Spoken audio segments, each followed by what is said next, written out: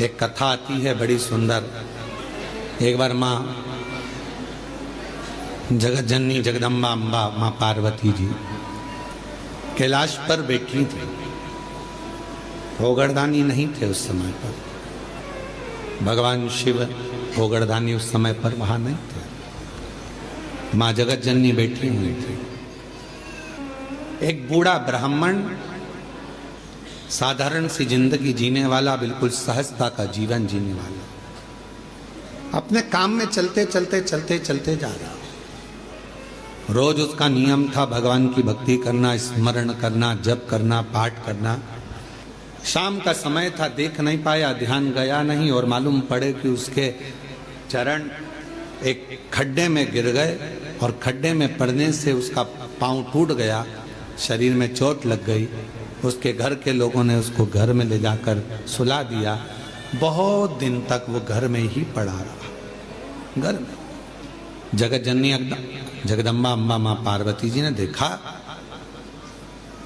कब से पड़ा हुआ है ये, कितने दिन से पड़ा हुआ है, शिव जी को इसका ध्यान नहीं है क्या? कई लोग कहते हैं कि भगवान सुनता नहीं है क्या? कई लोग कहते हैं भगवान क्या देखता नहीं है क्या? हम इतना भजन करते हैं और हमारे एक रिश्तेदार हैं वो हमको तकलीफ देते रहते हैं और इतना फूल रहा फल रहा, हमारे पड़ोसी इतने फल रहे फूल रहे जो भगवान के मंदिर तक नहीं जाते और लोगों को परेशान करके रखा है, उसके बाद भी उसके यहाँ भगवान इतना दिए जा रहा है। क्या भगवान नहीं है क्या? क्या भगवान की आंखें नहीं है क्या? लोग कहते हैं। हम इतना तपस्या करें, भजन करें, कीर्तन करें और दुख भी हमें ही आ रहा है। और वो इतना कष्ट देने के बाद दुनिया के लोगों को चूसे जा रहा है, धन लिए जा रहा है, लिए जा रहा है, लिए जा रहा है, लोगों को कष्ट दिए जा रहा है और उसके बाद भी फल फूल रहा है। क्या भगवान नहीं है क्या? है तो फिर जो इतना दुनिया को कष्ट दे रहा है वो इतना फल फूल क्यों रहा है? उसका कारण आज का नहीं है, पूर्व का है।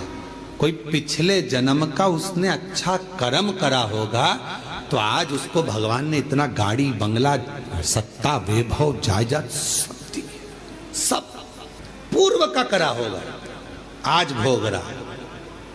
और आज आने के बाद अगर वो बेकार कर्म कर रहा है तो एक जन्म नहीं, ना जाने कितने जन्म भोगेगा। और तू आज अच्छा कर रहा है, दुख मत मना।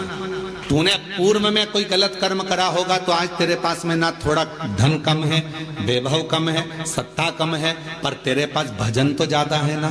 भजन तू कर रहा है, शिव की आराधना कर रहा है, साधना कर रहा है, कर ले, अगला जन्म सवर जाएगा तेरा। फिर तुझे कोई जन्म नहीं लेना पड़ेगा, कोई जन्म, फिर तुझे कोई जन्म नहीं लेना। पार्वती जी की आंखों में जल भर गया कि कितना साधारण ब्राह्मण है और इतना इतना तप करने वाला, इतना साधना करने वाला, पूजन करने वाला, पांव टूट गया, शरीर टूट गया और पड़ा हुआ है। शिव जी का ध्यान नहीं है क्या?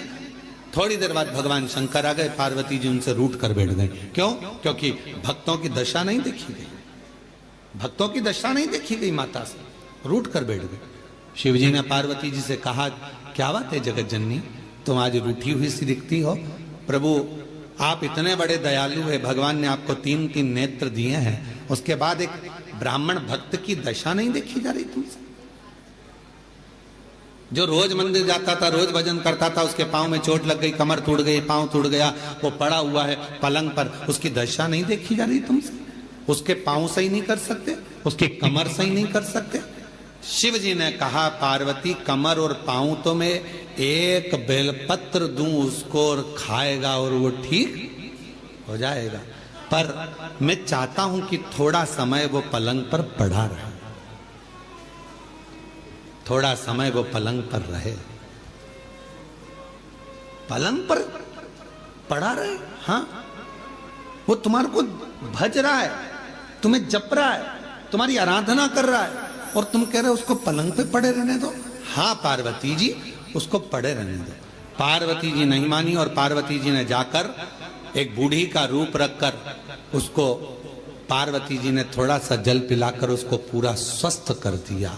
जैसे ही वो स्वस्थ हुआ, 4 दिन निकले, वो 4 दिन बाद निकल कर जा रहा था वन से, एक सिंह आ गया और शेर आकर उसको खा गया और उसका जीवन समाप्त हो गया।